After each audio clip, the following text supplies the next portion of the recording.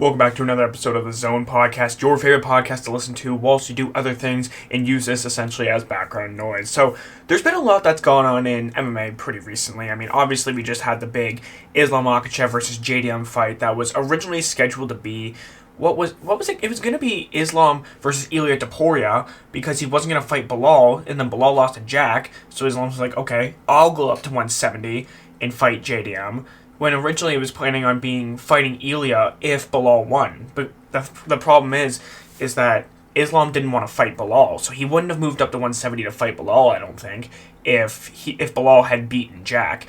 It's just an unfortunate circumstance. It was one of those things where we could have gotten that super fight, but unfortunately, it just wasn't quite meant to be. It could still happen in the future. I hope it doesn't wait too long, though, because Islam is 34 years old. And in this game, once you start to hit that 35, 36 marker, it's generally only downward from there. So I don't want this to be one of those fights where it's going to happen and it's going to happen way too late. I want it to happen while they're both capable and in their primes, because I don't want there to be any excuse of, oh, this guy was out of his prime. This guy wasn't fully developed enough. This guy was injured. I don't want to hear any excuses. I'm sick of excuses. I'm sure you guys all are. Stemming from the whole Ankalaev, Alex Pereira stuff, that's where the stuff really got started, like mainstream excuses, where it became really popular, where Alex Pereira is saying the whole 40% stuff, and then after the rematch was done, where Pereira proved that he was at 40% that night, then Ali Abdelaziz had to come out and say Ankalaev was injured. Now, to be fair, Ankalaev was not the one making those excuses, right? He didn't come out and say anything, not to my knowledge at least. And Alex Pereira, at least the thing is with Pereira is when he made his excuses, at least he came out and proved that it was just an off night for him, that he just really wasn't at his best. So fair enough.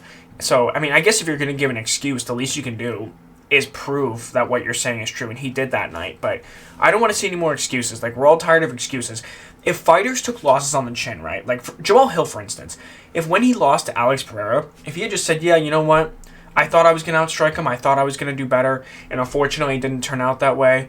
You know, he was the better man tonight. If he had just said that, he would have gained a lot more respect than if he had going about it the way he did. Like, I wasn't even unconscious while the guy's eyes are rolled back into the back of his head.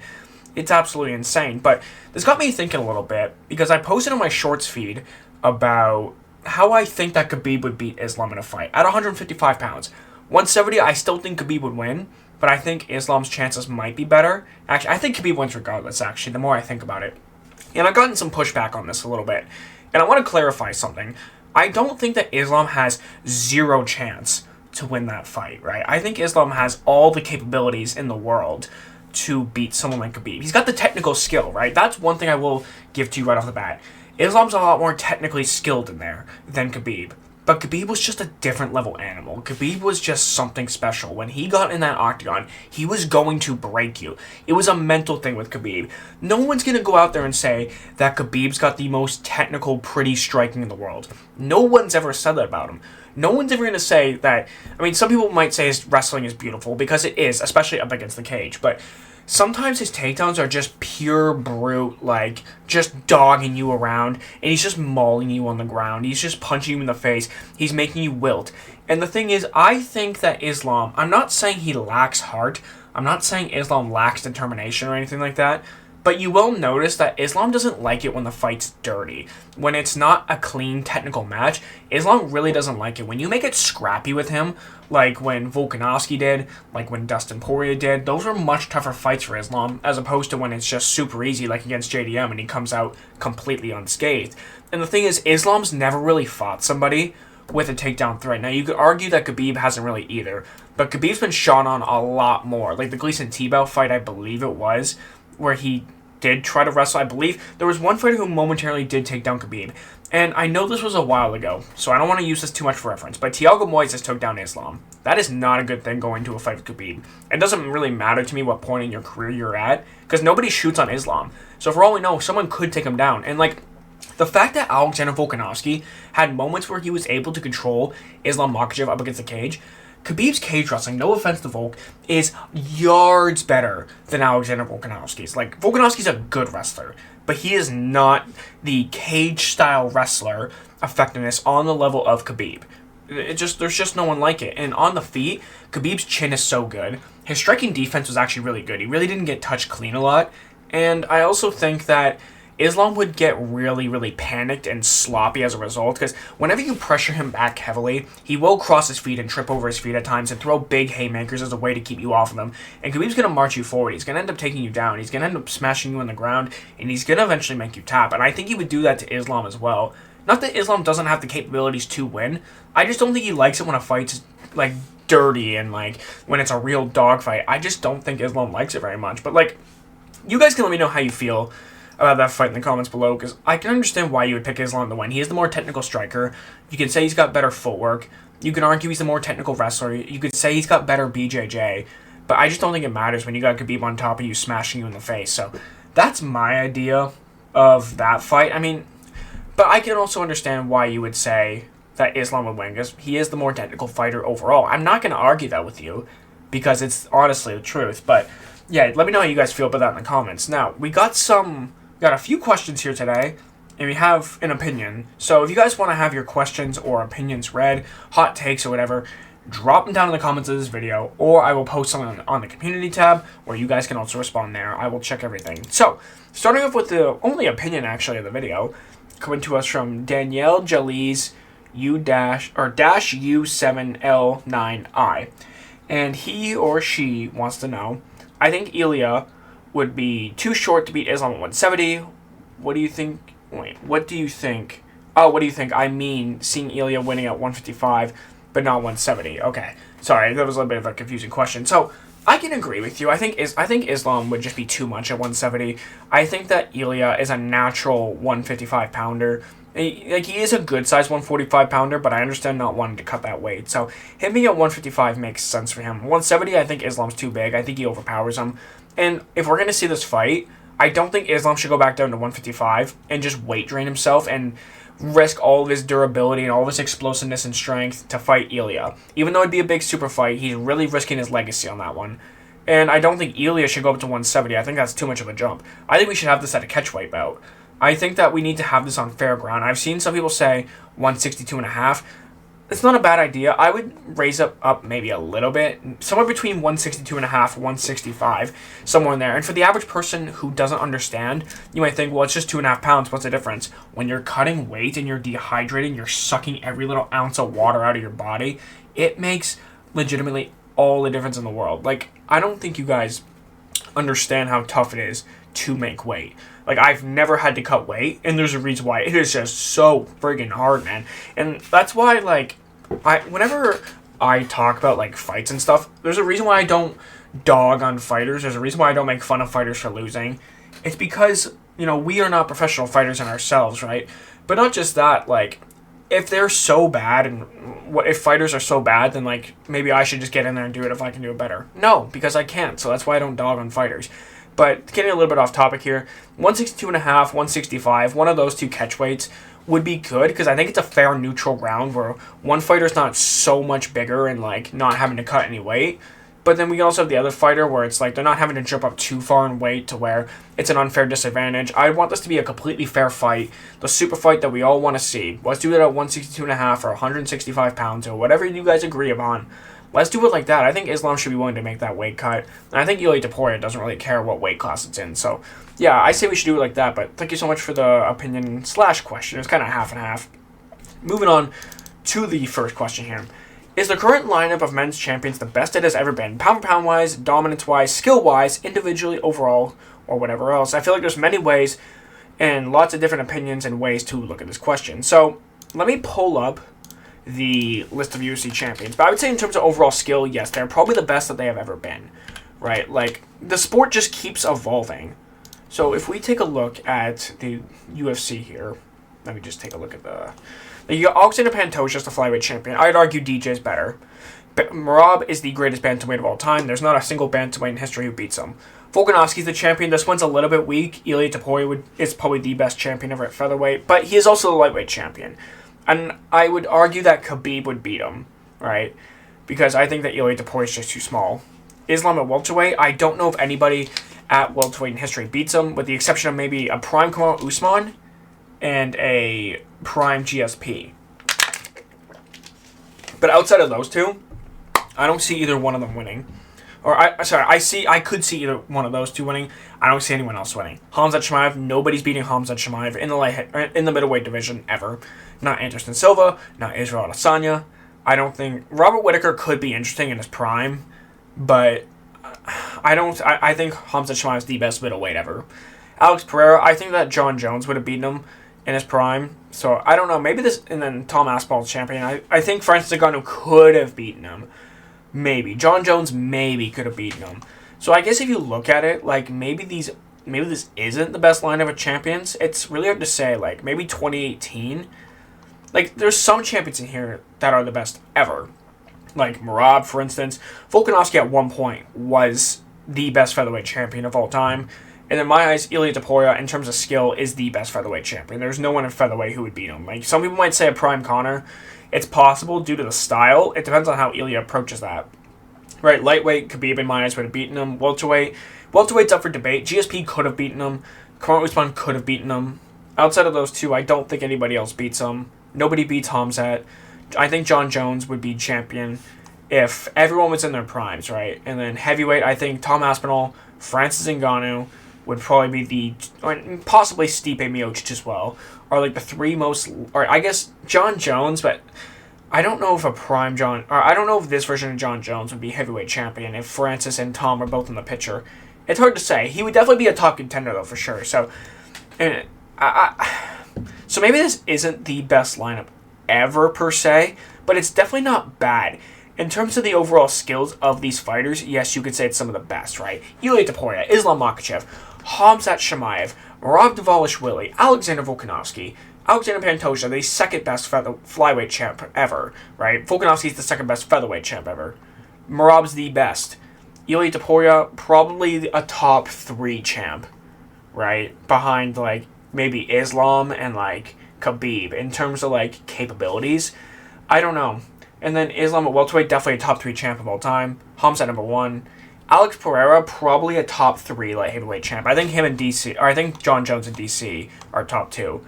And then Tom Aspinall's for sure top 3. So, like, you could argue that this is the best lineup of champs in terms of the overall consistency due to the fact that the skill level is just highest that it's ever been. So, it kind of depends on how you interpret the actual question here. But, yeah, in terms of dominance, I think that a lot of these champs have the if you're talking about in terms of dominance, Pantoja has a chance, but it's going to be hard for him to surpass DJ. Merab's already the most dominant. Volkanovski, I don't think he will be. I think he'll get too old by the time that kind of comes around, where he kind of reaches the amount of consecutive title defense that someone like Jose Aldo had, or even what Volkanovski had in his first title run. Ilia Topuria could be the best lightweight champion ever, if he ever fights. Islam Makhachev, no, he's not going to become more dominant than GSP, but could be potentially more skilled. Khamzat, I don't know if he'll have that many title defenses. Alex Pereira, it's quite a long way. I don't see him passing John Jones. And Tom Aspinall, he could break the title defense record. Turns out, I don't know what's going on with Tom Aspinall's whole eye injury situation, by the way. That's kind of something that I forgot about. But yeah, I appreciate the question, man. It's very tough to answer, though, in terms of best champions. I would say that, yeah, we probably do have some of the best skill-wise, but in terms of, like, accomplishments and stuff, I'd probably say no, to be honest with you. But that's because a lot of these champions are relatively new as well. So you gotta kind of give it some time, wait till we kind of see how it plays out. Moving on to Batu Dorwar 07. DJ wins versus DJ's quality wins versus GSP's quality wins versus Volk's quality wins versus Islam Makhachev's. No PED cheats. Compare them and give a breakdown about how you're saying Islam is at number 4. Okay, I'll do that. So, no disrespect to Islam, right? I have him at number 4 all time, I believe. Right, now, if you're going to factor in skills, then yeah, you probably put him inside the top 3. If you're talking purely based on accomplishments, I think that okay, I'm going to pull up Islam Makhachev's resume for you, okay? And I'm going to explain to you that a lot of his resume is purely, I don't want to sound mean, but a lot of it has a lot of caveats with it, okay? So let's start off back at the beginning of his UFC run, right? So he loses his second UFC fight to Adriano Martins. No big deal, right? Fighters lose, it happens. I don't really count that too negatively on his legacy, right?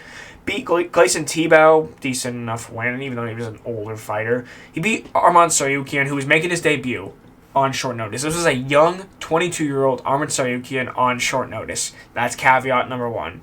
Then he beats Davi Ramos, Drew Dober, Thiago Moises, whatever. Then he beats Dan Hooker, again, another short notice replacement. Bobby Green, another short notice replacement. 3 caveats already. Now, I understand Dan Hooker was just coming off a win at the time, so it's not a cardio issue. But I just never thought that highly of Dan Hooker. I thought he was entertaining, but I don't think he's like a super high-level lightweight or anything. But yeah, Bobby Green, short notice replacement. Charles Oliveira was a legitimate win. That was a fantastic win. His best win to this very day. Alexander Volkanovski won. It was a very controversial fight, but I think Islam won the fight, so I'm not going to count that as a caveat. The only thing I will say is it was controversial.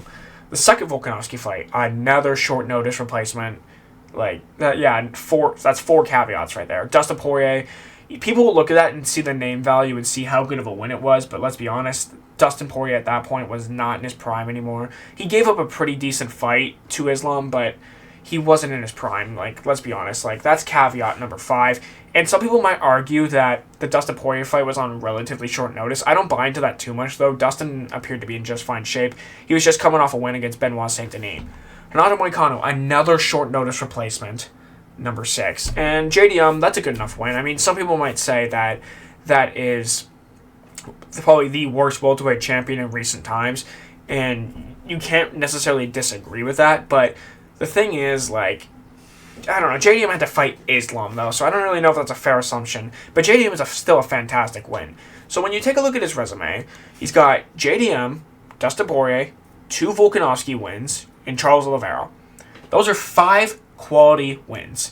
Now, the second Volkanovski win and the Dustin Poirier fights, you can argue, are not elite wins because Volkanovski was on short notice and Poirier was not in his prime anymore. Now, I'm not trying to make excuses for these fighters or whatever. They still lost. It is what it is. They're still good wins from Islam. I'm not trying to discredit him for that.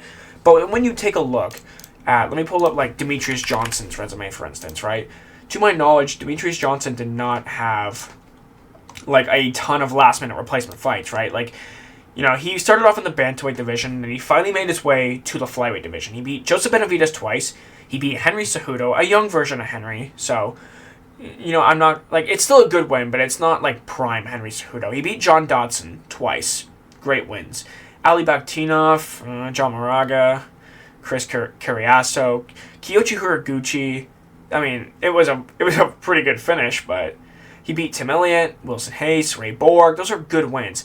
Then he went over to one championship, and he beat Adriano Moraes twice after losing to him once. And Adriano Moraes is not a bad fighter, and he had a lot of size over DJ as well.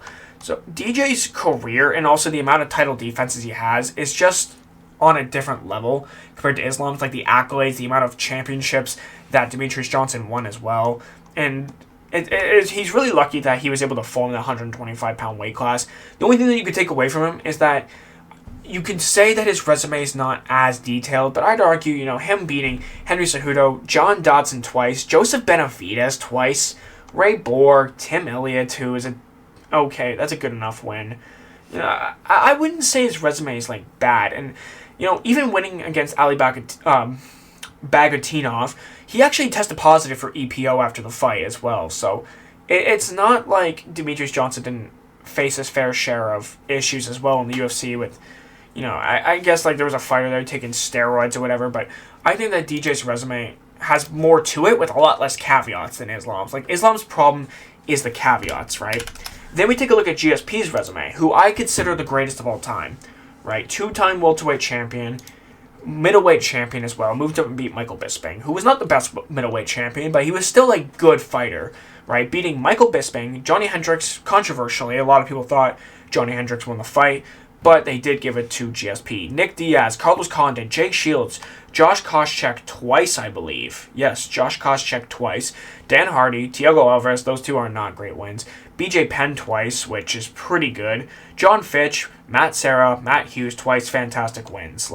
Frank Trigg, he beat Karo Parisian. His accolades go very deep, and he also had the title defense record for a long time, had 9 total title defenses, or 9 consecutive title defenses it was. 2-time welterweight champion, middleweight champion, and not just that, but also GSP was extremely dominant in his era. Very few moments of showing that he was human even, to be honest. There was very few times where he was actually even showing any sort of humanity in him.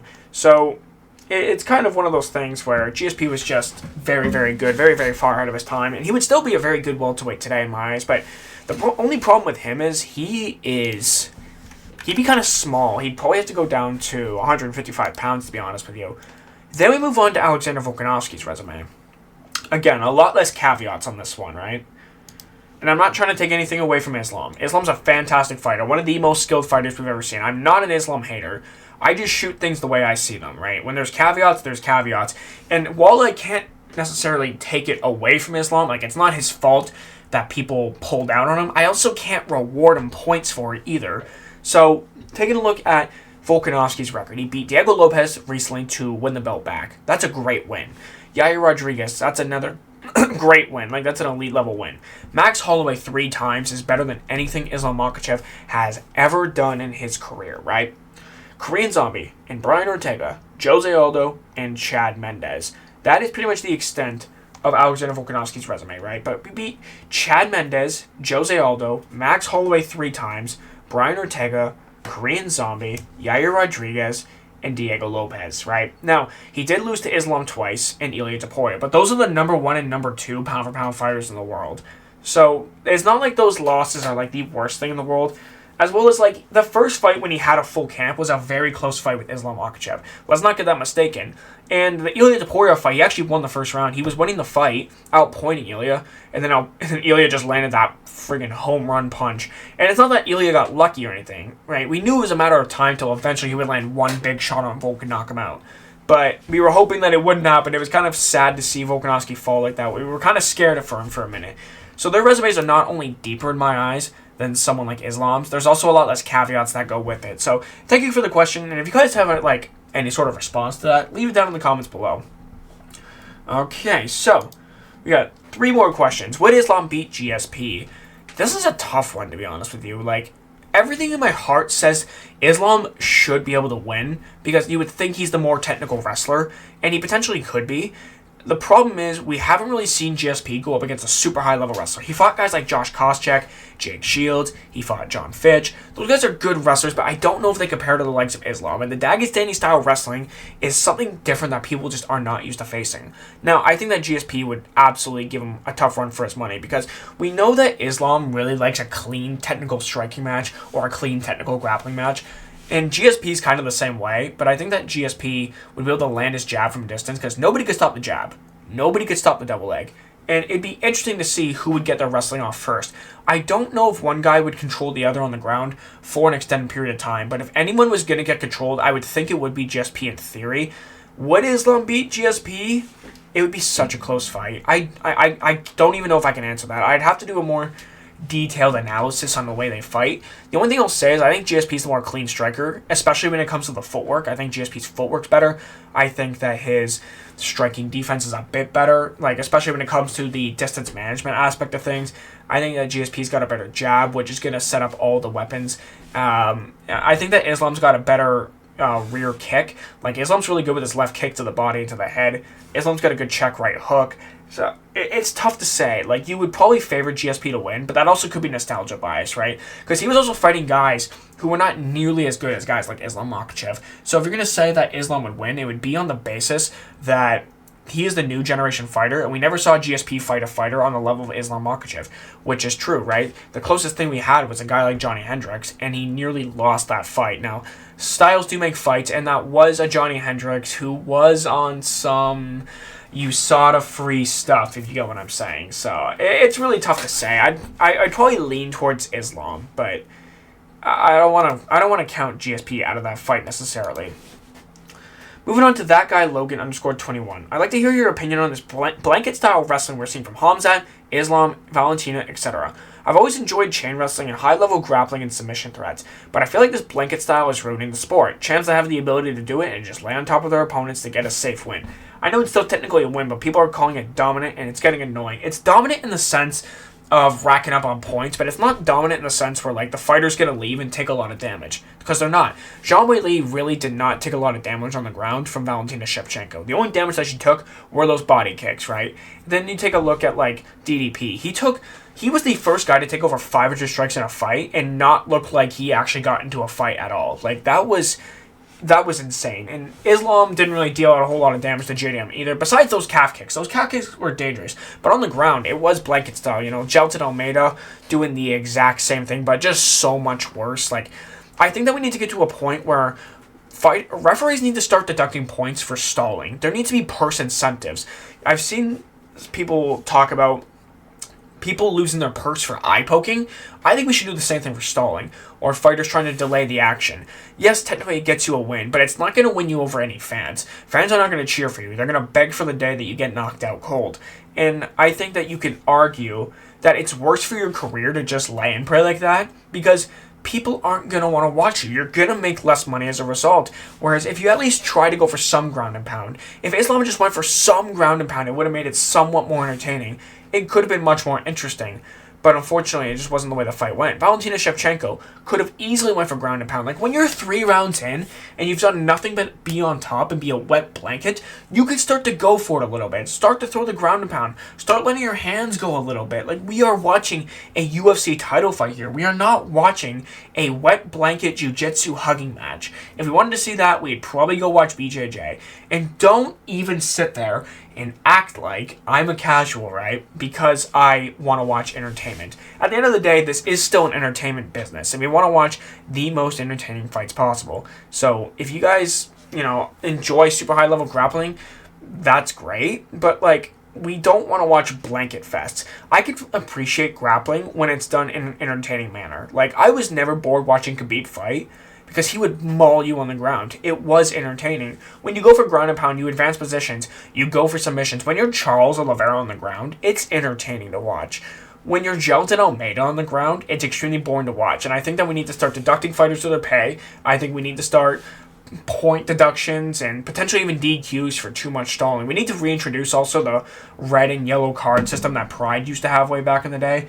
I think that would also incentivize fighters to kind of be like, hey, Let's stop this stalling stuff and actually fight for the crowd who paid their hard-earned money, thousands of dollars to come get a ticket at a front row seat to watch me fight. What, so you can watch me hug another man for 25 minutes? There's Cornhub for that, all right? We don't need to be seeing none of that. And the last question, can Islam get at least 3 successful title defenses in the welterweight division? Yes. Yes, he can. I really don't think it's that crazy. Next up for him, let's say it's Ian Gary. I think he'll beat Ian Gary. I think he would beat Carlos Prates. I think he would beat Michael Morales. I would probably favor him to beat Shavkat. If he fights Kamaru Usman, he's probably going to beat him. I absolutely think he can definitely get 3 title defenses. I don't know if he will. He might retire before then, but it's possible. But guys, this has been the podcast. Thank you guys so much for watching. If you have any questions or opinions that you want me to read, leave them down in the comments below. Thank you so much for watching. If you guys enjoyed, make sure to leave a thumbs up, make sure to subscribe, and I'll see you guys later. Peace!